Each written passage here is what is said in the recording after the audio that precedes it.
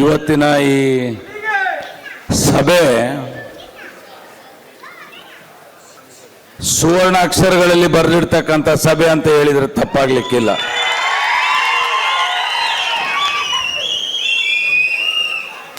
ಯಾರ್ಯಾರಿಗೆ ಮಾತಾಡಕ್ ಬರಲ್ಲ ಅಂತ ತಿಳಿದಿದ್ವಿ, ಎಲ್ಲರೂ ಅದ್ಭುತವಾಗಿ ಮಾತನಾಡಿದ್ದಾರೆ. ಸಂಸದರು ಮಾತನಾಡಿ ನಿರ್ಗಮಿಸಿದ್ದಾರೆ,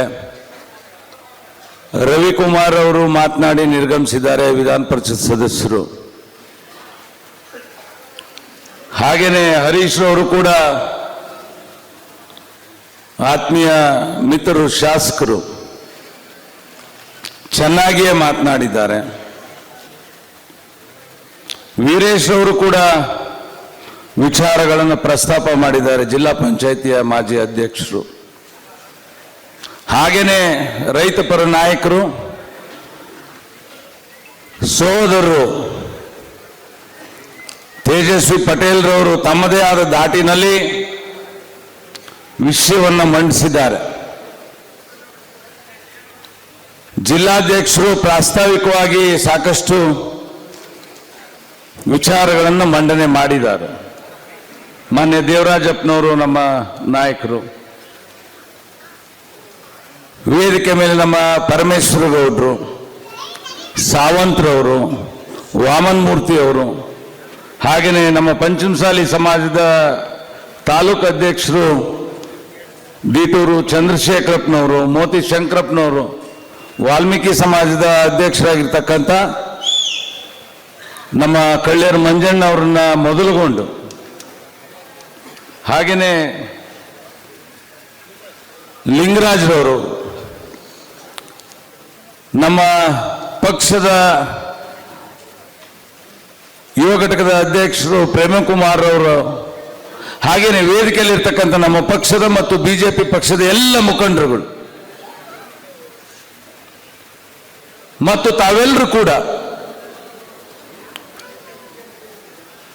ಈ ಬಾರಿ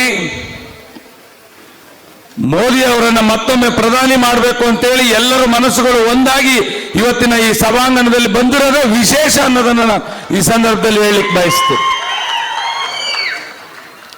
ಅಭ್ಯರ್ಥಿಗಳು ಮಾತನಾಡಿದ ಮೇಲೆ ನಾನು ಅನ್ಕೊಂಡಿದ್ದೆ ಇಷ್ಟು ಮಾತನಾಡ್ತಾರೆ ಅಂತ ಅನ್ಕೊಂಡಿರಲಿಲ್ಲ.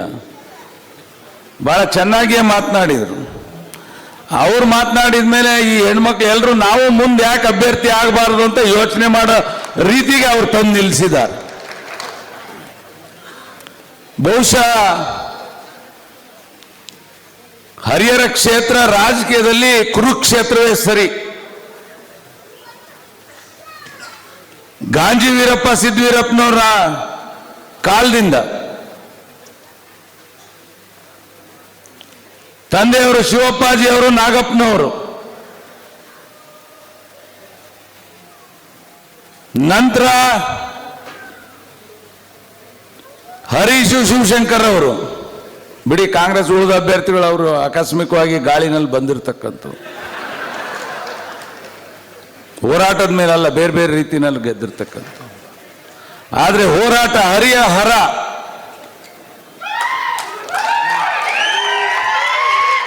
ಶಿವ ಹರಿ, ಶಿವಶಂಕರ್ ಹರೀಶ್ ಇಬ್ರು ಒಂದೇ ವೇದಿಕೆಗೆ ರಾಜಕೀಯ ಇತಿಹಾಸದಲ್ಲೇ ಬಂದಿರತಕ್ಕಂಥದ್ದು ವಿಶೇಷ ಅನ್ನೋದನ್ನು ನಾನು ಹೇಳಿಕ್ ಬಯಸ್ತೀನಿ.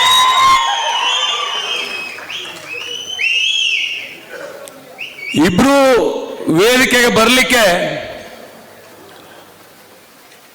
ನಮ್ಮ ನಾಯಕರು, ರಾಷ್ಟ್ರೀಯ ಅಧ್ಯಕ್ಷರು, ದೇಶದ ಮಾಜಿ ಪ್ರಧಾನಿಗಳು,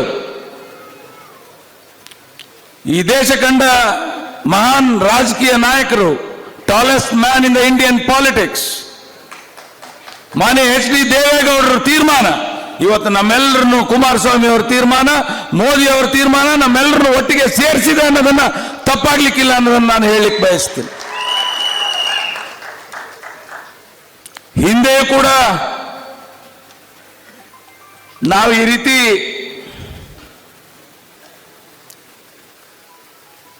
ಬೇರೆ ಬೇರೆ ಪಕ್ಷಕ್ಕೆ ನಾವು ಬೆಂಬಲ ಕೊಟ್ಟಿದ್ದುಂಟು.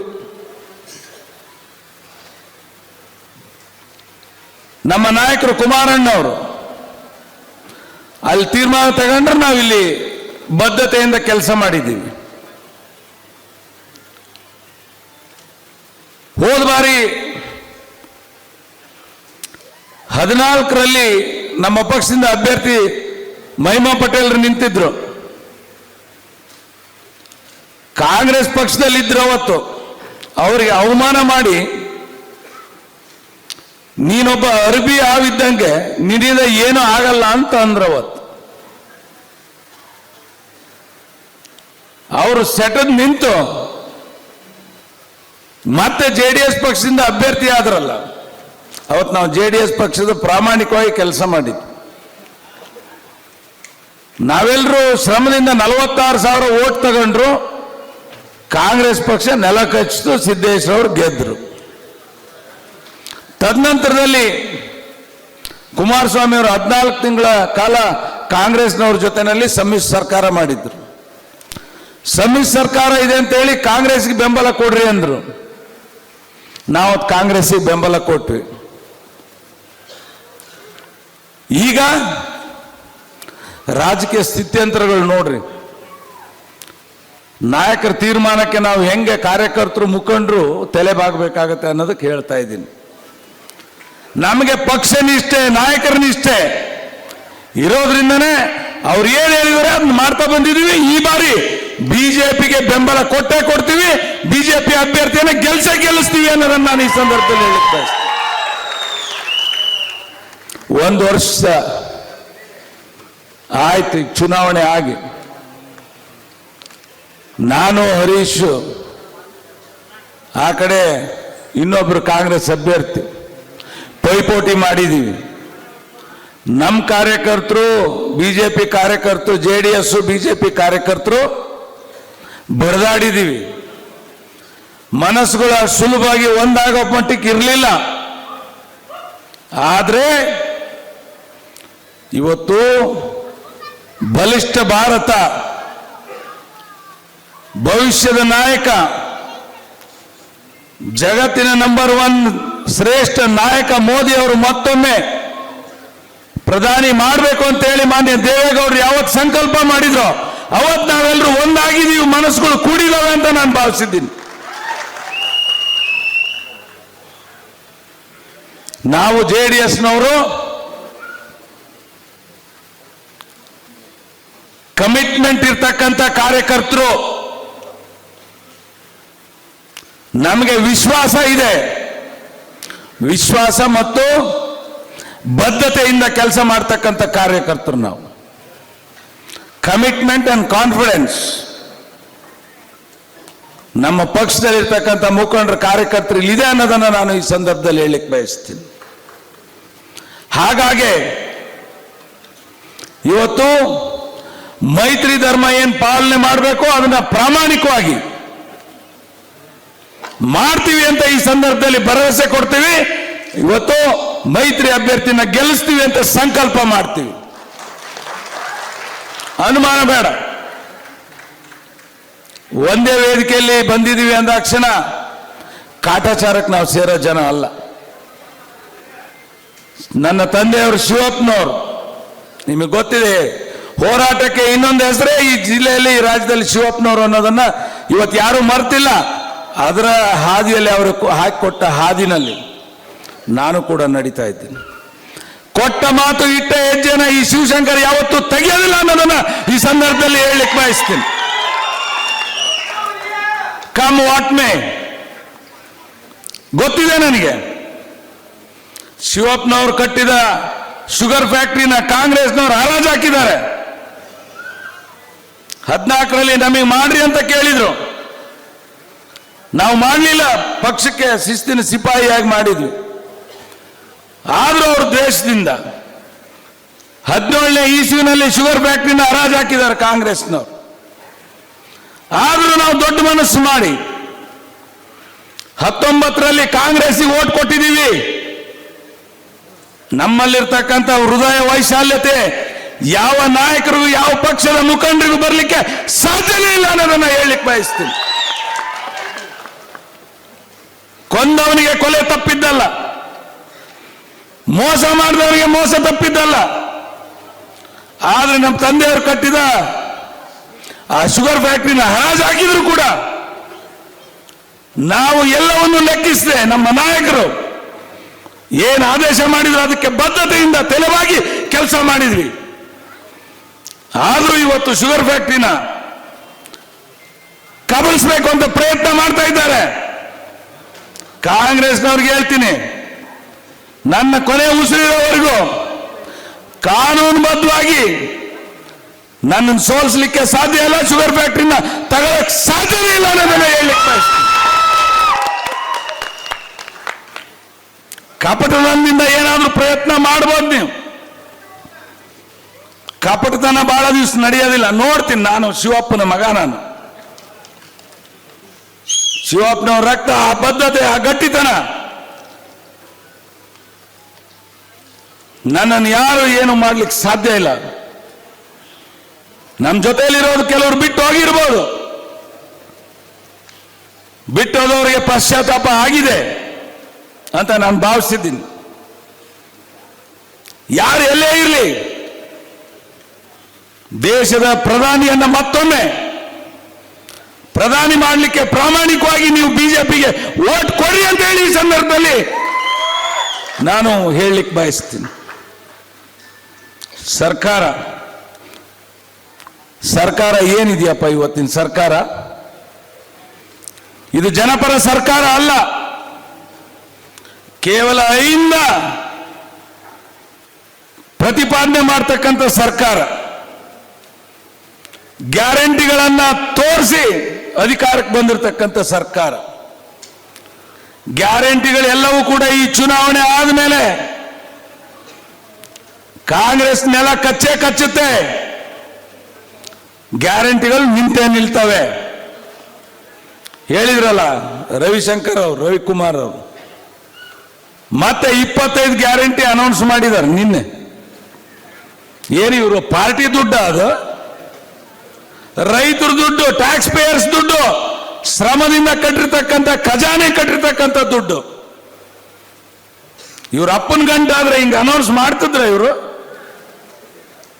ನಿಮ್ಮ ಮನೆಯಲ್ಲೇ ಮಕ್ಕಳು ಚಾಕ್ಲೇಟ್ ಬೇಕು ಅಂತ ಕೇಳಿದ್ರೆ ಪಾಯಸ ಪಾಯಸ ಮಾಡಿ ಊಟ ಮಾಡಿ ಹೋಗ್ಲಿ ಅಂತ ಜನ ಇದೀವಿ ನಾವು. ಅಷ್ಟು ಕಷ್ಟ ಇರ್ತಕ್ಕಂಥ ಸಂದರ್ಭದಲ್ಲಿ ಗ್ಯಾರಂಟಿ ಕೊಟ್ಟು ವೋಟ್ ಪಡೀಲಿಕ್ಕೆ ಪ್ರಯತ್ನ ಮಾಡ್ತಾ ಇದ್ದಾರೆ. ಈ ಪ್ರಯತ್ನ ವಿಫಲ ಆಗತ್ತೆ, ಸರ್ಕಾರ ವಿಫಲ ಆಗಿದೆ. ಹರೀಶ್ ರವರು ಹೇಳಿದ್ರು, ಸರ್ಕಾರ ಮಲಗಿದೆ, ನಿದ್ರಾವಸ್ಥೆಯಲ್ಲಿದೆ, ಗ್ಯಾರಂಟಿಗಳನ್ನು ಕೊಟ್ಟು ಖಜಾನೆ ಖಾಲಿ ಮಾಡಿದೆ, ಅಭಿವೃದ್ಧಿ ಶೂನ್ಯ ಆಗಿದೆ. ಖಂಡಿತ ಅದು. ಒಮ್ಮೊಮ್ಮೆ ಹರೀಶ್ ರವರು ಹೇಳ್ತಿರ್ತಾರೆ, ವಿರೋಧ ಸರ್ಕಾರ ಐತಿ, ನನಗೆ ಸಹಕಾರ ಮಾಡ್ತಾ ಇಲ್ಲ, ನನ್ನ ಕೈಲಿ ಏನು ಮಾಡಕ್ ಆಗ್ತಾ ಇಲ್ಲ ಅಂತಂತೇಳಿ. ಹಿಂದೆ ಅದನ್ನೇ ಹೇಳ್ತಿದ್ರು ರಾಮಪ್ಪನು ಕೂಡ, ನನ್ನ ಕೈಲಿ ಏನು ಮಾಡಕ್ ಆಗ್ತಾ ಇಲ್ಲ, ಬಿಜೆಪಿ ಸರ್ಕಾರ ಐತಿ ಅಂತೇಳಿ. ನಾನು ಗೆದ್ದಾಗ ಕಾಂಗ್ರೆಸ್ ಸರ್ಕಾರ ಇತ್ತು, ನಾನು ಎಂದೂ ಹೇಳಲಿಲ್ಲ ಹಂಗೆ. ಹರೀಶ್ ರವರ ಇವತ್ತೇ ಕೊನೆ. ನೀವು ಯಾವತ್ತು ಸರ್ಕಾರ ನನಗೆ ಸಹಾಯ ಮಾಡ್ತಾ ಇಲ್ಲ ಅಂತ ಹೇಳ್ಬಾರ್ದು. ಕಿತ್ಕೊಂಡು ಬಂದು ಕ್ಷೇತ್ರದ ಅಭಿವೃದ್ಧಿ ಮಾಡೋ ಕೆಲಸ ನೀವು ಮಾಡಬೇಕು. ನಾನು ಮಾಡಿದ್ದೀನಿ ಅವತ್ತು. ಸರ್ಕಾರ ಇದೆ ಕೆಲಸ ಮಾಡೋದು ದೊಡ್ಡದಲ್ಲ, ಸರ್ಕಾರ ಇಲ್ದ ಕೆಲಸ ಮಾಡೋದಿದೆಯಲ್ಲ ಅದು ನಮ್ಮ ಸಾಧನೆ. ಆ ರೀತಿ ನೀವು ಮಾಡಬೇಕು ಅನ್ನೋದನ್ನು ನಾನು ಈ ಸಂದರ್ಭದಲ್ಲಿ ಹೇಳ್ತೀನಿ. ಗೊತ್ತಿದೆ, ಜಿಲ್ಲಾ ಮಂತ್ರಿಗಳಾಗಿರ್ತಕ್ಕಂಥವರು ಹರಿಹರ 14 ಕಿಲೋಮೀಟರ್ ಇದ್ರು, ಹರಿಹರ ನೋಡಿಲ್ಲ, ಹರಿಹರಕ್ಕೆ ಬಂದಿಲ್ಲ. ಮಾತೆತ್ತಿದ್ರೆ ದಾವಣಗೆರೆ ಸ್ಮಾರ್ಟ್ ಸಿಟಿ, ದಾವಣಗೆರೆ ಅಭಿವೃದ್ಧಿ. ಹರಿಹರ ಯಾವಾಗಪ್ಪ ಅಭಿವೃದ್ಧಿ ಆಗಬೇಕು? ಹರಿಹರ ಜನ ಏನು ಮಣ್ಣು ತಿನ್ಬೇಕಾ? ರಸ್ತೆಗಳು ಸರಿ ಇಲ್ಲ, ವ್ಯವಸ್ಥೆ ಸರಿ ಇಲ್ಲ, ಹರಿಹರ ನಗರದ ಅಭಿವೃದ್ಧಿ ಇಲ್ಲ, ಸ್ವಚ್ಛತೆ ಇಲ್ಲ, ನೀರಿಲ್ಲ. ಈ ಸರ್ಕಾರ ಬಂದ ಮೇಲೆ ಎಷ್ಟು ಅನುದಾನ ಬಂದಿದೆ ಹರಿಹರಕ್ಕೆ? ಘೋಷಣೆ ಮಾಡಲಿ. ಕೆರೆ ಕಟ್ಟೆಗಳು ತುಂಬಲಿಲ್ಲ. ಬರಗಾಲ ಬಂದ್ಬಿಡ್ತು ಬಿಡ್ರಿ, ಯಾವಾಗಲೂ ನಮಗೆ ಗೊತ್ತಿದೆ. ಕಾಂಗ್ರೆಸ್ SM ಕೃಷ್ಣ ಬಂದ ಬರಗಾಲ ಬಂತು, ಸಿದ್ದರಾಮಯ್ಯನವರು 13ರಲ್ಲಿ ಕುಂತಾಗ ಬರಗಾಲ ಬಂತು, ಈಗ ಕುಂತಾರ ಮತ್ತೆ ಬರಗಾಲ ಬಂದಿದೆ. ಬರಗಾಲದಲ್ಲಿ ನಾವು ಚುನಾವಣೆ ಮಾಡಬೇಕಾಗಿದೆ. ಇವತ್ತು ಚುನಾವಣೆ ಸುಲಭ ಇಲ್ಲ. ಇವತ್ತು ಚುನಾವಣೆ ಹೆಂಗಿದೆ ಅಂತ ಹೇಳಿದ್ರೆ ಮದಗಜಗಳ ಕಾದಾಟ ನಡೀತಾ ಇದೆ. ಮದಗಜಗಳ ಕಾದಾಟ. ಸಿದ್ದೇಶ್ವರವರು ನಿಲ್ತಿದ್ರು, ಮಲ್ಲಿಕಾರ್ಜುನ್ ನಿಲ್ತಿದ್ರು. ಆದ್ರೆ ಸಿದ್ದೇಶ್ವರವ್ರನ್ನ ಸೋಲಿಸಲಿಕ್ಕೆ ಕಾಂಗ್ರೆಸ್ನವ್ರ ಕೈಯಿಂದ ಆಗ್ಲೇ ಇಲ್ಲ. ಇವತ್ತು ಮಹಿಳೆಯರು ನಿಲ್ಲಿಸಿದ್ದಾರೆ. ಏನೋ ಹೇಳಿದ್ರು ಅಡಿಗೆ ಮಾಡೋರು ಅದು ಇದು ಅಂತ ಹೇಳಿ. ಇಬ್ರಿಗೂ ಹಣ ಇದೆ. ಅವ್ರು ಹೇಳಿದ್ರು ನಾನು ಅಡಿಗೆ ಮಾಡಕ್ಕೂ ಸಿದ್ಧ, ಕೆಲಸ ಮಾಡಕ್ಕೂ ಸಿದ್ಧ. ಅದಕ್ಕೆ ಅವ್ರು ಉತ್ತರ ಕೊಟ್ಟಿದ್ದಾರೆ. ನಾವ್ಯಾರು ಅಭ್ಯರ್ಥಿಗಳ ವೈಯಕ್ತಿಕವಾಗಿ ಮಾತನಾಡೋದು ಬೇಡ, ಎಲ್ಲರೂ ಅಭ್ಯರ್ಥಿಗಳಿಗೆ ಗೌರವ ಕೊಡೋಣ. ಅವ್ರು ಹೇಳಿದ್ದಾರೆ ಇಬ್ರಿಗೂ ಸಮಬಲ ಪೈಪೋಟಿ ಇದೆ. ಖಂಡಿತ ಸುಲಭ ಇಲ್ಲ ಚುನಾವಣೆ. ನಾವಿಲ್ಲಿ ಬೆಂಬಲ ಕೊಟ್ಟಿದ್ದೀವಿ ಅಂದಾಕ್ಷಣ ಮೈ ಮರೆಯಂಗಿಲ್ಲ. ಇವತ್ತು ಸಂತೋಷ ಆಗಿದೆ. ಬೇಸಿಗೆ ಬಂತು, ಹೊಳೆನಲ್ಲಿ ನೀರು ಬತ್ತು ಹೋಯ್ತು. ಎಲ್ಲ ಹೆಂಗಪ್ಪ ಇದು ಅನ್ನೋ ಚಿಂತನೆನಲ್ಲಿದ್ರು. ಹಂಗೆ ಹೊಳೆನಲ್ಲಿ ನೀರು ಬಂತು, ಜನರಿಗೆ ಖುಷಿ ಆಯ್ತು. ಹಂಗೆ ಬಿಜೆಪಿ ಅಭ್ಯರ್ಥಿ ಗಾಯತ್ರಿ ಸಿದ್ದೇಶ್ವರ ಅವರು ನಿಂತಿದ್ದಾರೆ. ಹೆಂಗಪ್ಪ ಚುನಾವಣೆ ಅಂತ ವಿಚಾರ ಮಾಡ್ತಿದ್ರು. JDS ಬೆಂಬಲ ಕೊಟ್ಟಿದೆ ಅಂದಾಕ್ಷಣ ಗೆಲುವಿನ ಹಾದಿ ಹಿಡಿದಿದ್ದಾರೆ ಅವರು. ನೀರು ಬಂದಾಗ ಎಷ್ಟು ಖುಷಿ ಆಗಿದೆಯಾ, JDS ನವರು ಬೆಂಬಲ ಕೊಟ್ಟಾಗ ಗೆಲುವಿನ ಹಾದಿ ಹಿಡಿದಿದ್ದಾರೆ. ಅಷ್ಟು ಖುಷಿಯಾಗಿದೆ ಇವತ್ತು, ಅನುಮಾನ ಬೇಡ. ಇವತ್ತು ಶಿವಪ್ಪನವರು ಕಟ್ಟಿದ ಕೋಟೆ ಎಲ್ಲ ವರ್ಗದವ್ರನ್ನು ಕೂಡ ತೆಕ್ಕೆಯಲ್ಲಿ ತೆಗೆದುಕೊಂಡು ಹೋಗಿದ್ದಾರೆ. ಇವತ್ತು ಕೇವಲ ಒಂದೇ ಸಮಾಜದವ್ರು ಬಂದಿಲ್ಲ. ನಾನೇನು ನಿಮ್ಮ ಮನೆ ಬಾಗಿಲಿಗೆ ಬಂದು 6ನೇ ತಾರೀಕು ಬರ್ರಿ ಅಂತ ಕರೀಲಿಲ್ಲ. ಕರೆ ಮಾಡಿದೆ ಅಷ್ಟೇ, ಹೇಳಿ ಕಳಿಸಿದೆ ಅಷ್ಟೇ. ಇವತ್ತು ಕನಿಷ್ಠ 7-8 ಸಾವಿರ ಜನ ಇಲ್ಲಿ ಬಂದು ಭಾಗವಹಿಸಿ ನಾವಿಬ್ರು ಒಂದೇ ವೇದಿಕೆಯಲ್ಲಿ ಕೂತಿರೋದು ನೋಡಿ ಕಣ್ತುಂಬಿ ನಾವು ಬಿಜೆಪಿ ಓಟ್ ಹಾಕಿರೋದು ಸಾರ್ಥಕ ಆಗತ್ತೆ, ಶಿವಶಂಕರ್ ಬೆಂಬಲ ಕೊಟ್ಟಿದ್ದಾರೆ ಅಂದ್ರೆ ಗೆಲ್ತಾರೆ ಅನ್ನೋ ವಿಶ್ವಾಸದಿಂದ ಕೆಲವರು ಮನೆ ತೆರಳಿದ್ದಾರೆ. ಖಂಡಿತ ಏನು ಇಬ್ರಿಗೂ ಹಣ ಇದೆ, ಹಣಕ್ಕೇನು ಕೊರತೆ ಇಲ್ಲ. ಆದ್ರೆ ನಮ್ಮ ಅಭ್ಯರ್ಥಿ ಗುಣವಂತೆ. ಸಿದ್ದೇಶ್ ಹಣವಂತ ಆದ್ರೆ ಸಿದ್ದೇಶ್ವರವರು ನಮ್ಮ ಅಭ್ಯರ್ಥಿ ಗುಣವಂತೆ, ಹೃದಯವಂತೆ. ಖಂಡಿತವಾಗಿ ಅವರು ಮನೆ ಮಗಳಾಗಿ, ತಾಯಿಯಾಗಿ, ಅಕ್ಕನಾಗಿ ಈ ಕ್ಷೇತ್ರದಲ್ಲಿ ಸಂಚಾರ ಮಾಡಿ ಎಲ್ಲರ ಮನಸ್ಸನ್ನು ಗೆಲ್ತಾರೆ. ಈ ಸರಿ ಅಭ್ಯರ್ಥಿ ಆದಂತವ್ರು ಗೆಲ್ತಾರೆ ಅನ್ನೋ ವಿಶ್ವಾಸ ನನಗಿದೆ. ಆದ್ರೆ ಕಾಂಗ್ರೆಸ್ ಸರ್ಕಾರ ಕ್ಷೇತ್ರಕ್ಕೆ ಮಲ್ತಾಯಿ ಧೋರಣೆ ತೋರ್ತಾನೆ ಇದೆ. ಇದರಿಂದ ಹೊರಗೆ ಬರಬೇಕು ಅಂದ್ರೆ ಮತ್ತೊಮ್ಮೆ ಕೇಂದ್ರ ಸರ್ಕಾರದ ಯೋಜನೆಗಳು ಕ್ಷೇತ್ರಕ್ಕೆ ಬರಬೇಕು ಅಂದ್ರೆ ಬಿಜೆಪಿ ಅಭ್ಯರ್ಥಿಯನ್ನ ಗೆಲ್ಲಿಸಲೇಬೇಕು. ನಾನಿವತ್ತು ಒಂದು ಉದಾಹರಣೆ ಕೊಡ್ತೀನಿ. ನಾನು ಶಾಸಕನಾಗಿದ್ದಂಥ ಸಂದರ್ಭದಲ್ಲಿ ಹೌಸಿಂಗ್ ಫಾರ್ ಆಲ್ ಸ್ಕೀಮ್ ತಂದೆ. ಅದು ಕೇಂದ್ರ ಸರ್ಕಾರದ ಯೋಜನೆ. ಸುಮಾರು 801 ಮನೆ. ಆ 801 ಮನೆಯಲ್ಲಿ ಎಲ್ಲ ವರ್ಗದ ಜನರು, ಹೆಚ್ಚಿನ ಸಂಖ್ಯೆಯ ಅಲ್ಪಸಂಖ್ಯಾತರು ಮನೆಗಳನ್ನ ಕಟ್ಟಿಕೊಂಡ್ರು. ಅಲ್ಪಸಂಖ್ಯಾತರಿಗೆ ಮನೆ ಮಾಡ್ತೀನಿ. ನೀವು ಭಿನ್ನ ಭೇದ ಇಲ್ಲದೆ ಇವತ್ತು ದೇಶದ ರಕ್ಷಣೆ, ಈ ದೇಶದ ಗಾಳಿ ಸೇವನೆ ಮಾಡ್ತೀರಿ, ಈ ರಾಜ್ಯದ ನೀರು ಕುಡಿತೀರಿ, ಈ ದೇಶದಲ್ಲಿ ಬದುಕಿದ್ದೀರಿ ನಿಷ್ಕಲ್ಮಶ ಭಾವನೆಯಿಂದ. ಇವತ್ತು ದೇಶದಲ್ಲಿ ನೋಡ್ತಾ ಇದ್ದೀರಿ, ಉಗ್ರವಾದ ತಾಂಡವಾಡ್ತಾ ಇದೆ. ಎಲ್ಲಿ ನೋಡಿದ್ರಲ್ಲಿ ಬ್ಲಾಸ್ಟ್ ಆಗ್ತಾ ಇದೆ. ಈ ಕುಕ್ಕರ್ ಬಾಂಬ್ ಬ್ಲಾಸ್ಟ್, ದೇಶದ್ರೋಹಿಗಳ ಅಟ್ಟಹಾಸ. ಪಾಕಿಸ್ತಾನ್ ಜಿಂದಾಬಾದ್ ಅನ್ನೋರ್ನ ಮಟ್ಟ ಹಾಕ್ಲಿಕ್ಕೆ ನರೇಂದ್ರ ಮೋದಿ ಅವಶ್ಯಕತೆ ಇದೆ ಅನ್ನೋದನ್ನು ನಾವ್ಯಾರು ಮರಿಬಾರ್ದು. ಅದಕ್ಕೆ ಓಟ್ ಕೊಡ್ರಿ ಎಲ್ಲರೂ ಕೂಡ. ಓಟ್ ಕೊಡ್ರಿ. ಇವತ್ತು ಕಾಂಗ್ರೆಸ್ನ ಜನರೇ ಹೇಳ್ತಾ ಇದ್ದಾರೆ, ಹಿಂದುಳಿದವರಿಗೆ ಅನ್ಯಾಯ ಆಗ್ತಾ ಇದೆ ಕಾಂಗ್ರೆಸ್ನಲ್ಲಿ, ಸಾಮಾಜಿಕ ನ್ಯಾಯ ಸಿಗ್ತಾ ಇಲ್ಲ ಕಾಂಗ್ರೆಸ್ನಲ್ಲಿ ಅಂತ. ಅದು ಸತ್ಯ. ನೀವೆಲ್ಲರೂ ಆ ನೋವಿನಲ್ಲಿದ್ದವರು ಒಂದು ಬಾರಿ ಮನಸ್ಸು ಬಿಚ್ಚಿ ಮನಸ್ಪೂರ್ವಕವಾಗಿ ಅಭ್ಯರ್ಥಿಗೆ ಹಾಕ್ರಿ ಕಮಲದ ಗುರ್ತಿಗೆ. ಖಂಡಿತವಾಗಿ ದೇಶ ಸುಭದ್ರ ಆಗತ್ತೆ, ಭದ್ರ ಆಗತ್ತೆ, ದೇಶದ ರಕ್ಷಣೆ ಆಗತ್ತೆ, ಸರ್ವರಿಗೂ ಸಮಪಾಲು ಸಮಬಾಳು ಸಮಾನವಾದ ಅವಕಾಶ ಸಿಗ್ತದೆ. ಕೆಲವರು ಭಾಷಣ ಮಾಡ್ತೀರಿ, ಕಾಂಗ್ರೆಸ್ನವರು ಸಂವಿಧಾನವನ್ನ ಬದಲಿ ಮಾಡ್ತಾರೆ, ಬಿಜೆಪಿಯವರು ಅಂಬೇಡ್ಕರ್ ಅವರು ಕೊಟ್ಟಂತ ಸಂವಿಧಾನವನ್ನ ಯಾರು ಬದಲಿ ಮಾಡಲ್ಲ, ಮೋದಿ ಅವರು ಬದಲಿ ಮಾಡಲ್ಲ ಅನ್ನೋ ವಿಶ್ವಾಸ ನಮಗಿದೆ. ಯಾರು ಮಾಡಲ್ಲ, ಸಮಾನವಾದ ಅವಕಾಶ ಕೊಡ್ತಾರೆ. ಹಾಗಾಗಿ ತಪ್ಪು ಹೇಳಿಕೆಗಳನ್ನು ಕೊಡೋದನ್ನ ಕಾಂಗ್ರೆಸ್ನವ್ರು ನಿಲ್ಲಿಸ್ಬೇಕು. ಇವತ್ತು ಹೇಳಿದ್ರಿ ಏನ್ರಿ, ನಿಮ್ಮ ಪಕ್ಷ ಬಿಜೆಪಿಗೆ ಸೇರ್ಪಡೆ ಆಗ್ಬಿಡ್ತು, ನಿಮ್ಮ ಪಕ್ಷ ಬೆಂಬಲ ಕೊಟ್ಬಿಡ್ತು, ಮುಂದೆ ನಿಮ್ಮ ಗತಿ ಏನು? ಅರೆ, ನಮ್ಮ ಪಕ್ಷ ಬೆಂಬಲ ಕೊಟ್ಟಿದೆ, ಆದ್ರೆ ನಾವು ಬಿಜೆಪಿಯ ಪಕ್ಷದೊಳಗೆ ಸೇರ್ಕೊಂಡಿಲ್ಲ. ನಾವು JDS ಪಕ್ಷ ಜೀವಂತವಾಗಿಟ್ಟು ಬಿಜೆಪಿಗೆ ಬೆಂಬಲ ಕೊಟ್ಟು ಗಾಯತ್ರಿ ಸಿದ್ದೇಶ್ವರ ಅವ್ರನ್ನ ಗೆಲ್ಲಿಸಬೇಕು ಅಂತ ಸಂಕಲ್ಪ ಮಾಡಿದ್ದೀವಿ ಅಂತ ನಾನು ಹೇಳಿದ್ದೀನಿ. ಇವತ್ತು ಅಯ್ಯೋ ನೀವು ಬಿಜೆಪಿ ಸೇರ್ಬಿಟ್ರಿ, ನಾನು ಹೇಳಿದೆ, ನೋಡ್ರಪ್ಪ, ದೇಶದ ಭದ್ರತೆ ಹಿತ, ನಾವು ದೇಶದ ಪ್ರಜೆಗಳಾಗಿ ದೇಶ ಕಟ್ಟೋರ ಜೊತೆ ಅನಿವಾರ್ಯವಾಗಿ ನಾವು ಇರಲೇಬೇಕು. ಇಲ್ಲದೆ ಇದ್ರೆ ದೇಶಕ್ಕೆ ಸಂಕಷ್ಟ ಎದುರಾಗತ್ತೆ. ಆ ದೇಶವನ್ನು ಕಟ್ಟುವ ಕೆಲಸ ಇವತ್ತು ನರೇಂದ್ರ ಮೋದಿ ಅವರು ಮಾಡ್ತಾ ಇದ್ದಾರೆ.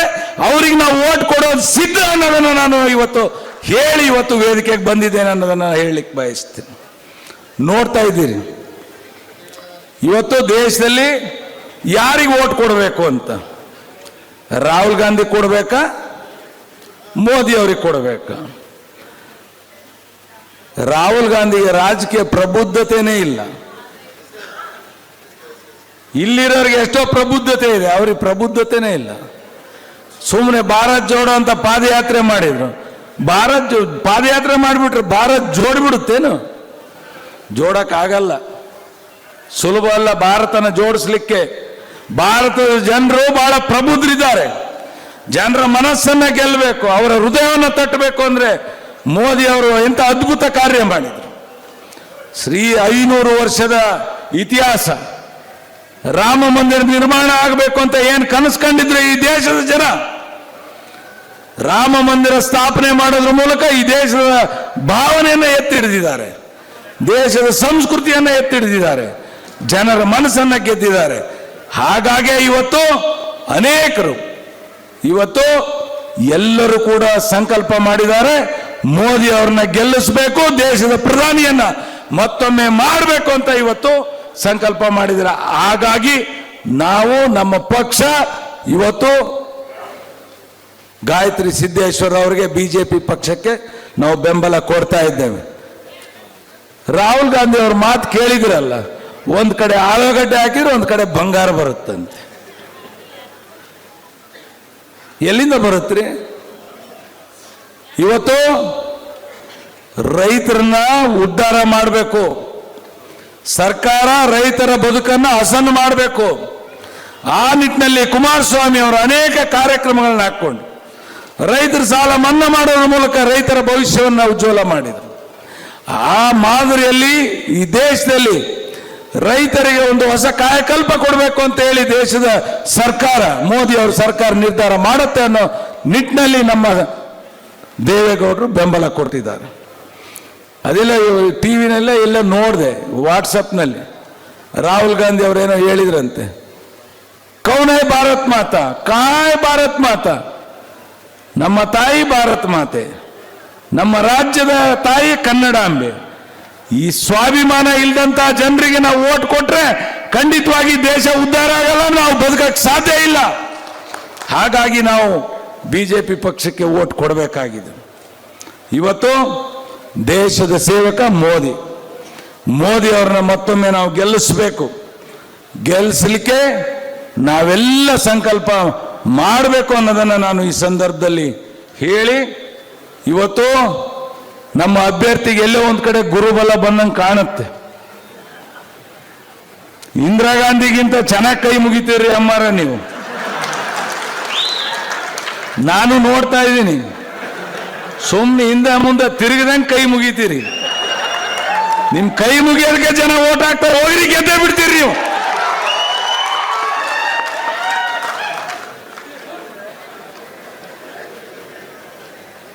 ನಮ್ಮ ಅಭ್ಯರ್ಥಿ ನಿಮಗೆ ಬಹಳ ಆತ್ಮವಿಶ್ವಾಸ ಇದೆ. ನೀವು ರಾಜಕಾರಣ ಮಾಡಿದವರಲ್ಲ, ನೀವು ಜೊತೆಯಲ್ಲಿ ಬೆಂಬಲ ಕೊಟ್ಟು ಕೆಲಸ ಮಾಡಿದವರು. ನೀವು behind a successful man there is a woman ಅಂತ ಇದೆ. ಸಿದ್ದೇಶ್ವರ್ ಅವ್ರು 4 ಸಾರಿ ಗೆಲ್ಬೇಕಾದ್ರೆ ನಿಮ್ ಶ್ರಮ ಇದೆ. ಆ ಶ್ರಮದ ಮೂಲಕ ಇವತ್ತು ಮತ್ತೆ ನೀವು ಅಭ್ಯರ್ಥಿ ಆಗಿದ್ದೀರಿ.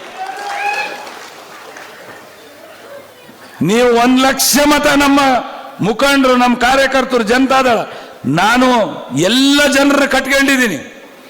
ಅದರಲ್ಲೂ 2A ಮೀಸಲಾತಿ ಹೋರಾಟದ ಸಮಿತಿಯ ಪ್ರಧಾನ ಕಾರ್ಯದರ್ಶಿ ನಾನು. ಪಂಚಮಸಾಲಿ ಸಮಾಜ ಈ ಜಿಲ್ಲೆನಲ್ಲಿ ಎಲ್ಲ ಸಮಾಜಗಳ ಜೊತೆಯಲ್ಲಿ ಪಂಚಮಸಾಲಿ ಸಮಾಜವು ಕೂಡ ಪ್ರಬಲವಾಗಿದೆ. ಖಂಡಿತ ಈ ಬಾರಿ ನಿಮಗೆ ನಮ್ಮ ಪಕ್ಷದ ಓಟು, ಎಲ್ಲ ವರ್ಗದವರು ಓಟು ಕೊಡಿಸ್ಲಿಕ್ಕೆ ನಾನು, ನಮ್ಮ ಪಕ್ಷ, ನಮ್ಮ ಜಿಲ್ಲಾಧ್ಯಕ್ಷರು, ನಮ್ಮ ಕಾರ್ಯಕರ್ತರು ಅವಿರತವಾಗಿ ಶ್ರಮಿಸ್ತೀವಿ. ನಿಮಗೆ 1.5 ಲಕ್ಷ ಈ ಜಿಲ್ಲೆಯಾದ್ಯಂತ ಕೊಡಿಸ್ತೀವಿ ಅನ್ನೋದನ್ನು ಹೇಳಲಿಕ್ಕೆ ಬಯಸ್ತೀನಿ. ಮತಗಳು ಹೆಚ್ಚಿನ ಮತ ಪಡೆಯೋದು ಖಚಿತ, ನೀವು ಗೆಲ್ಲೋದು ನಿಶ್ಚಿತ, ನಾವೆಲ್ಲರೂ ಕೆಲಸ ಮಾಡೋದು ಖಂಡಿತ.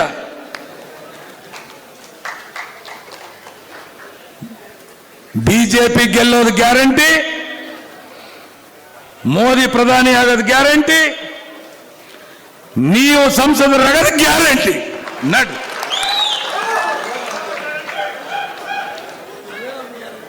ನಾವೇ ನಿಮಗೆ ಗ್ಯಾರಂಟಿ.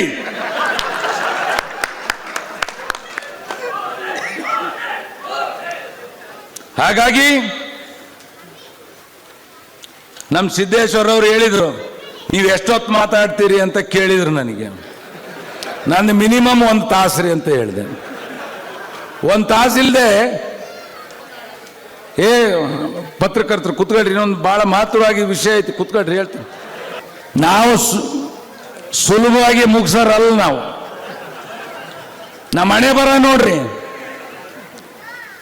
ಒಮ್ಮೆ ಕಾಂಗ್ರೆಸ್ಗೆ ಓಟ್ ಕೊಡೋದು, ಒಮ್ಮೆ ಬಿಜೆಪಿಗೆ ಓಟ್ ಕೊಡೋದು.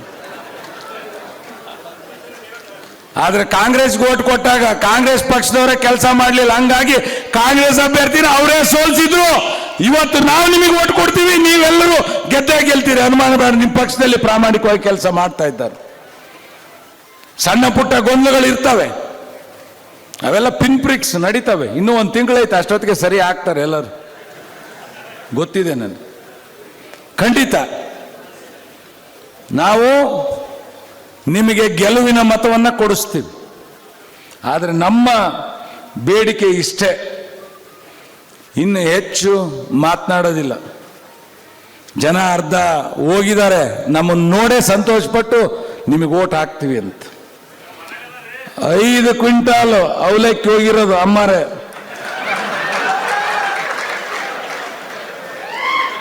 5 ಕ್ವಿಂಟಾಲ್ ಅವಲಕ್ಕಿ, 5,000 ಮೈಸೂರು ಪಾಕು, 5,000 ಚಾ, 10,000 ಮೆಣಸಿನಕಾಯಿ. ಇವತ್ತು ನೀವು ಬಂದದ್ದಕ್ಕೆ ನಮ್ದು ದಾಸೋಹ ಫ್ಯಾಕ್ಟ್ರಿ, ನಮ್ದು ದಾಸೋಹ ಇಲ್ಲದೆ ನಮ್ದು ಯಾವ ಕಾರ್ಯಕ್ರಮವೂ ನಡೆಯೋದಿಲ್ಲ. ಅದಕ್ಕೆ ನಮ್ಮ ಸಮಾಜದ ಹೋರಾಟದಲ್ಲಿ ಹೇಳಿದ್ದಾರೆ, ಏನು ಶಿವಶಂಕರ್ ಅನ್ನಶಂಕರ ಅಂತ ಹೇಳಿ ರಾಜ್ಯದಾದ್ಯಂತ ಹೆಸರಾಗಿದ್ದಾನೆ. ಖಂಡಿತ ಅನ್ನ ದಾಸೋಹ ಮಾಡ್ತಕ್ಕಂಥದ್ದು ಅಷ್ಟು ಸುಲಭದ ಕೆಲಸ ಅಲ್ಲ. ಸಾವಿರಾರು ಕೋಟಿ ದುಡ್ಡಿದೆ ಜನರ ಹತ್ರ. ನಾವು ದಾಸೋಹ ಮಾಡ್ತೀವಿ ಅಂದ್ರೆ ಬಂದು ತಿನ್ನೋ ಜನ ಇರಲ್ಲ. ನಾವು ಸೇವಕರಾಗಿ ನಿಮಗೆ ದಾಸೋಹ ಮಾಡ್ತೀವಿ ಅಂದ್ರೆ ಅನ್ನ ಕಡಿಮೆ ಬೀಳ್ದಂಗೆ ಜನ ಸೇವನೆ ಮಾಡ್ತಾರೆ. ಅದು ನಮ್ಮ ಪುಣ್ಯ, ನಮ್ಮ ತಂದೆಯವರು ಹಾಕೊಟ್ಟ ದಾರಿ ಅನ್ನೋದನ್ನ ನಾನು ಈ ಸಂದರ್ಭದಲ್ಲಿ ಹೇಳಿದ್ದೆ. ನಮ್ಮ ತಂದೆಯವರು ಬಹಳ ಪ್ರಾಮಾಣಿಕರು, ಶುದ್ಧ ಹಸ್ತರು. ಇದ್ದದ್ದಿದ್ದಲ್ಲಿ ನಂಗೆ ಹೇಳಿ, ಖಂಡಿತವಾಗಿ ಹೇಳಿ ಅನೇಕರನ್ನ ವಿರೋಧಿಗಳನ್ನು ಮಾಡ್ಕೊಂಡಿರ್ತಕ್ಕಂಥವ್ರು. ನಾನು ಅಷ್ಟೇ, ನನ್ನ ಮಾತಿನಿಂದ ಅನೇಕರು ವಿರೋಧಿಗಳು ಆಗ್ತಾರೆ. ನನ್ನ ಹತ್ರ ಬಂದು ನನ್ನ ಹತ್ರ ಪಕ್ಕದಲ್ಲಿ ಕುಂತು ಮಾತನಾಡಿ ಹೋದ್ಮೇಲೆ ನನ್ನ ಮಾತು, ನನ್ನ ಪ್ರೀತಿ ನೋಡಿದ ಮೇಲೆ ನಾನು ಬಿಟ್ಟು ಹೋಗೋದೇ ಇಲ್ಲ, ಹತ್ರ ಬರ್ತಾರೆ. ಅದು ತಿಳ್ಕೊಂಡಿದ್ದೀನಿ, ಅದಿದೆ. ಇರಲಿ, ಏನೇ ಇರಲಿ, ನಾನು ಯಾವತ್ತು ಮುಯಿಗೆ ಮುಯಿ ಕೊಡೋನೆ, ಏಟಿಗೆ ಎದುರೇಟ್ ಕೊಡೋನೆ. ಅಷ್ಟು ಸುಲಭವಾಗಿ ಬಗ್ಗವನಲ್ಲ ನಾನು.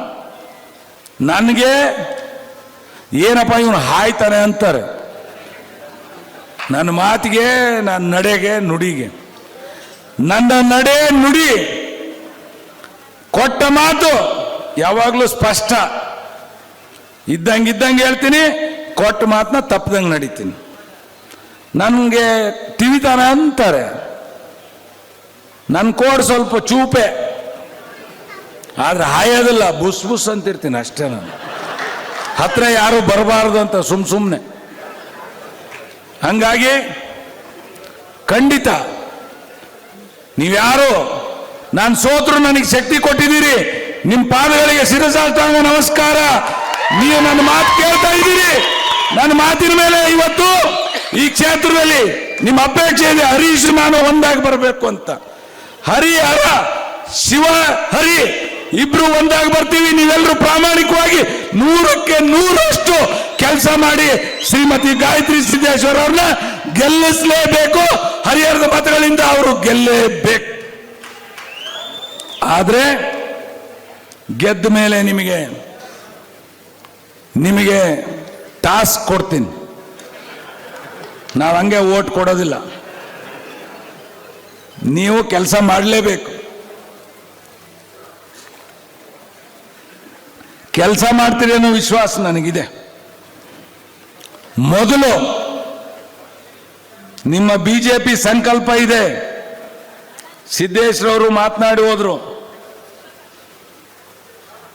ಬಿಜೆಪಿ ಸರ್ಕಾರದಲ್ಲಿ ಗೋ ಹತ್ಯೆ ನಿಷೇಧ ಮಾಡಿದಿರಿ. ಗೋಗಳನ್ನು ಸಾಕ್ಲಿಕ್ಕೆ ಹರಿಹರದಲ್ಲಿ ಒಂದು ಗೋಶಾಲೆಯನ್ನ ನೀವು ಪ್ರಾರಂಭ ಮಾಡಬೇಕು. ಕಟುಕರ ಕೈಗಳಿಗೆ ಗೋವನ್ನು ಕೊಡ್ಲಿಕ್ಕೆ ನಮ್ಗೆ ಯಾರಿಗೂ ಮನಸ್ಸಿಲ್ಲ. ರಕ್ಷಣೆ ಮಾಡ್ಬೇಕು. ನಿಮ್ಮ ಬಿಜೆಪಿಯ ಮೊದಲ ಸಂಕಲ್ಪ ಅದು. ನಾವು ನಿಮ್ ಜೊತೆ ಬಂದಿದ್ದೀವಿ. ಗೋವು ನಮ್ಮ ತಾಯಿ ಅಂತ ನಾವು ತಿಳ್ಕೊಂತೀವಿ ಎಲ್ಲರೂ ಹಿಂದೂಗಳು. ನಮ್ಮ ಸಂಸ್ಕೃತಿಯಲ್ಲಿ ಗೋ ರಕ್ಷಣೆ ಮಾಡಲಿಕ್ಕೆ ನೀವು ಏನು ಮಾಡದೇ ಇದ್ರೂ ಪರವಾಗಿಲ್ಲ, ನಿಮಗೆ ಶಕ್ತಿ ಇದೆ. ಸರ್ಕಾರ ಭೂಮಿ ಕೊಡದೇ ಇದ್ರೆ ಸ್ವಂತ 5 ಎಕರೆ ಭೂಮಿ ಖರೀದಿ ಮಾಡಿ ನಿಮ್ಮ ತಂದೆ ತಾಯಿ ಯಜಮಾನರ ಹೆಸರು ಮೇಲೆ ಗೋಶಾಲೆಯನ್ನು ನೀವು ಪ್ರಾರಂಭ ಮಾಡಲೇಬೇಕು ಅನ್ನೋದನ್ನು ನಾನು ಹೇಳಲಿಕ್ಕೆ ಬಯಸ್ತೇನೆ.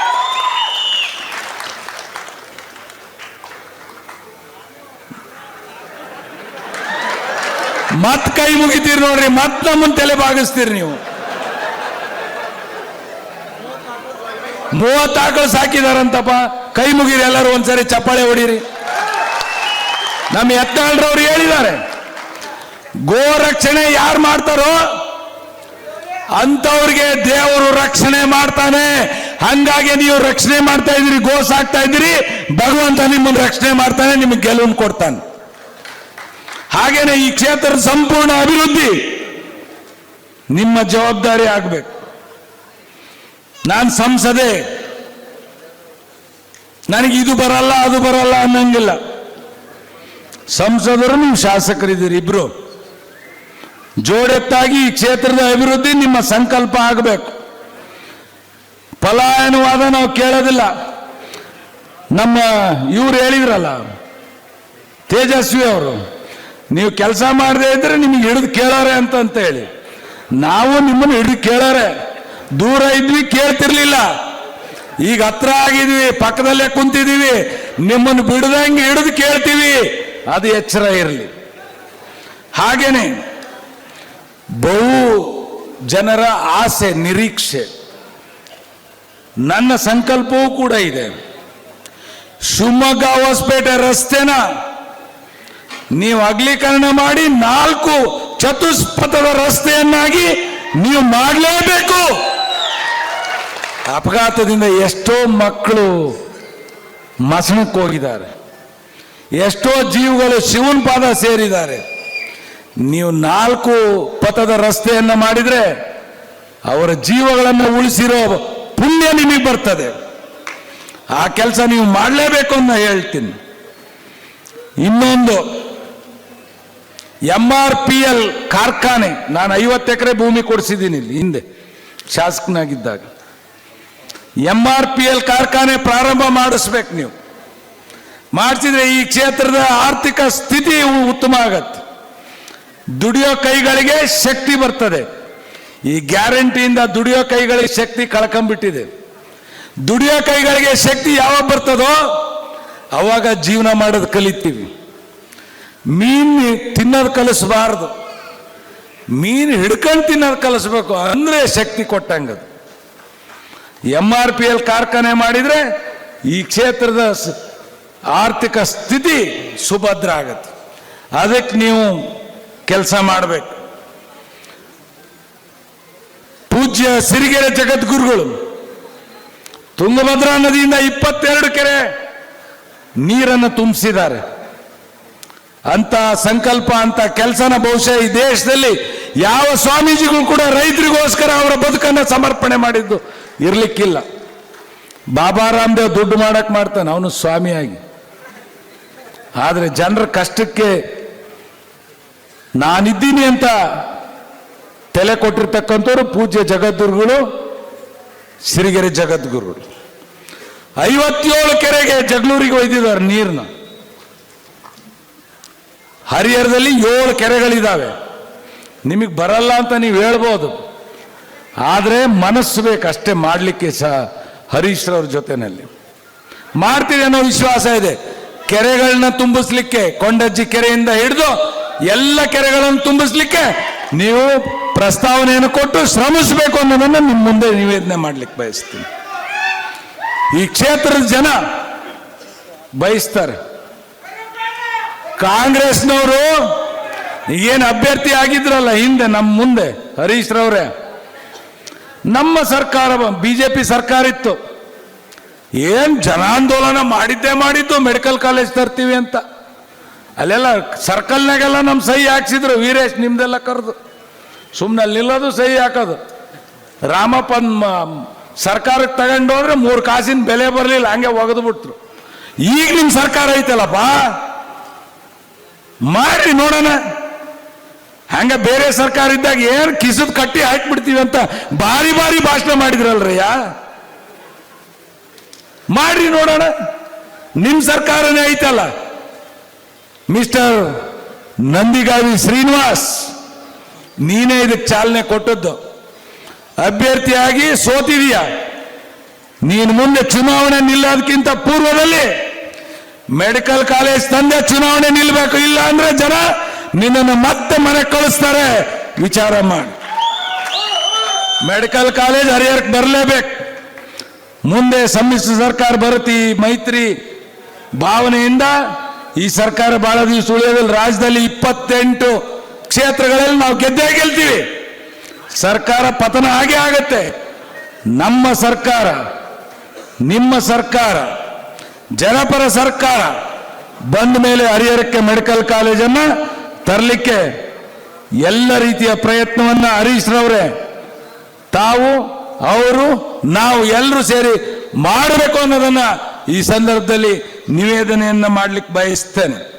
ಹಾಗೆಯೇ ಹರಿಹರ, ಮಲೆಬೆನ್ನೂರು 2 ಪುರಸಭೆ ನಗರಸಭೆಗಳ ಅಭಿವೃದ್ಧಿ ನಮ್ಮೆಲ್ಲರ ಸಂಕಲ್ಪ ಆಗಬೇಕು. ಕೊನೆಗೆ ಹರೀಶ್ ರವರ ಸಂಕಲ್ಪ ಇತ್ತು. 18 ಚುನಾವಣೆಯಲ್ಲಿ 18 ಅಲ್ಲ 13 ಚುನಾವಣೆಯಲ್ಲಿ ಮಾನ್ಯ ಯಡಿಯೂರಪ್ಪನವ್ರನ್ನ ಕರೆಸಿದ್ರಿ.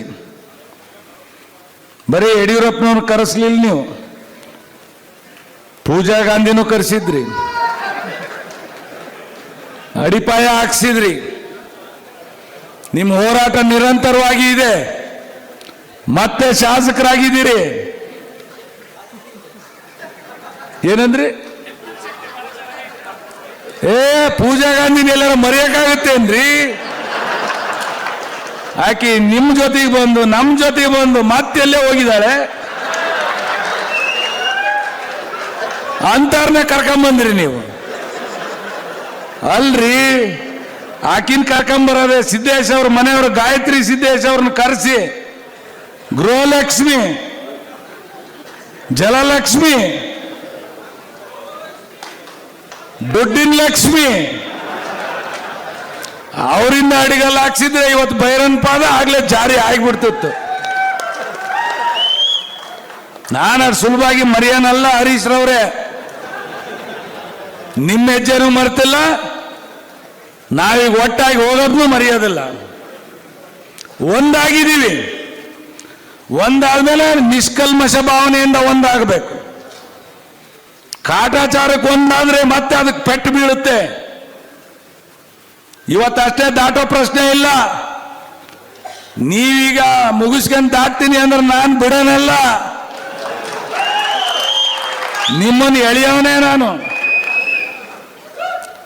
ಜನ ಕೇಳ್ತಾರೆ, ಹೆಂಗ್ರಿ ಶಿವಶಂಕರ್ ಅವ್ರು ನೀವು ಬಿಜೆಪಿ ಸೇರಿದ್ರಿ, ಮತ್ ಮುಂದೆ MLA ಆಗರೆ ಯಾರ್ರಿ ಅಂತ. ಒಂದೇ ಕುರ್ಚಿ ಐತಿ, ಇಬ್ರು ಹೋರಾಟ ಮಾಡ್ಬೇಕಾಗತ್ತೆ. ಆದ್ರೆ ನಾನು ನೀವು ಸಮ್ಮಿಶ್ರ ನಾಯಕರ ನಿರ್ಧಾರಕ್ಕೆ ನಾವು ಯಾವಾಗಲೂ ಬದ್ಧವಾಗಿರೋಣ. ಮುಂದೆ ನಿಮ್ಗೆ ಅವಕಾಶ ಕೊಟ್ರೆ ನಾನು ಕೆಲಸ ಮಾಡ್ತೀನಿ. ರಾಜ್ಯ ನಾಯಕರು ನನಗೆ ಅವಕಾಶ ಕೊಟ್ರೆ ನೀವು ಕೆಲಸ ಮಾಡ್ರಿ. ಒಂದಾಗಿ ಹೋಗೋಣ. ಈ ಒಂದಾಗಿ ಜೋಡೆತ್ತಾಗಿ ಕೆಲಸ ಮಾಡಬೇಕು ಅಂತ ನಿಮ್ಮ ಸಂಕಲ್ಪ ಏನಿದೆ, ನಿಮ್ಮ ಪಕ್ಷದವ್ರು, ನಮ್ಮ ಜನರದು, ಅದನ್ನ ಯಾವತ್ತೂ ಪೆಟ್ಟು ಕೊಡೋದು ಬೇಡ. ಯಾರು ಪೆಟ್ಟು ಕೊಡ್ತಾರೋ ಅವ್ರು ಪೆಟ್ಟು ತಿಂತಾರೆ ಅನ್ನೋದನ್ನ ನಾನು ಈ ಸಂದರ್ಭದಲ್ಲಿ ಹೇಳಿಕ್ ಬಯಸ್ತೀನಿ. ಖಂಡಿತ ನಾನು ಯಾವತ್ತೂ ಯಾವ ತ್ಯಾಗಕ್ಕೂ ಸಿದ್ಧಿದ್ದೀನಿ. ಅಧಿಕಾರ ಶಾಶ್ವತ ಅಲ್ಲ. ನಾನು MLA ಆಗಿ ನೋಡಿದ್ದೀನಿ, MLC ಆಗಿ ನೋಡಿದ್ದೀನಿ. ನಾನಿದ್ದಾಗ ಎಷ್ಟು ನನ್ನ ಶಕ್ತಿ ಮೀರಿ ಕೆಲಸ ಮಾಡಿದ್ದೀನಿ. ರಾಜಕೀಯ ಸ್ಥಾನಮಾನ ಕೇಳಲಿಕ್ಕೆ ಇವತ್ತು ನಾವು ಒಂದಾಗಿಲ್ಲ. ದೇಶದ ಭದ್ರತೆ, ದೇಶದ ಸುಭದ್ರತೆ, ದೇಶದ ರಕ್ಷಣೆ, ದೇಶದ್ರೋಹಿಗಳ ಮಟ್ಟ ಹಾಕಲಿಕ್ಕೆ ನಮ್ಮ ನಾಯಕರು ಸನ್ಮಾನ್ಯ ದೇವೇಗೌಡರು ತೆಗೆದುಕೊಂಡಂತ ತೀರ್ಮಾನಕ್ಕೆ ನಾವು ಬದ್ಧರಾಗಿ ಇವತ್ತು ದೇಶದ ಪ್ರಧಾನಿಯನ್ನು ಅವರು ಮತ್ತೆ ಮಾಡಬೇಕು ಅಂತ ಏನು ಸಂಕಲ್ಪ ಮಾಡಿದ್ದಾರೆ, ಅದಕ್ಕೆ ನಾವು ಒಂದಾಗಿದ್ದೀವಿ. ನಾವು ಯಾವತ್ತೂ ಕೂಡ ನಾಯಕರ ನಿಷ್ಠೆ, ಪಕ್ಷ ನಿಷ್ಠೆಯಿಂದ ನಾನು ನಡ್ಕೊಂಡು ಬಂದಿದ್ದೀನಿ. ಇವತ್ತು ಒಂದಾಗಿದ್ದೀವಿ. ಒಂದು ಕೈಯಿಂದ ಚಪ್ಪಾಳೆ ಆಗೋದಿಲ್ಲ, ಎರಡು ಕೈಯಿಂದ ಚಪ್ಪಾಳೆ ಆಗತ್ತೆ. ನಾವೆಲ್ಲರೂ ಸೇರಿ ಕೆಲಸ ಮಾಡೋಣ ಅನ್ನೋದನ್ನು ನಾನು ಈ ಸಂದರ್ಭದಲ್ಲಿ ಹೇಳ್ತಾ, ಇವತ್ತು ಮೈತ್ರಿ ಧರ್ಮ ಪ್ರಾಮಾಣಿಕವಾಗಿ ನಾವು ಪಾಲನೆ ಮಾಡ್ತೀವಿ. ನಾವು ನಿಮ್ಮನ್ನು ಏನು ಕೇಳೋದಿಲ್ಲ.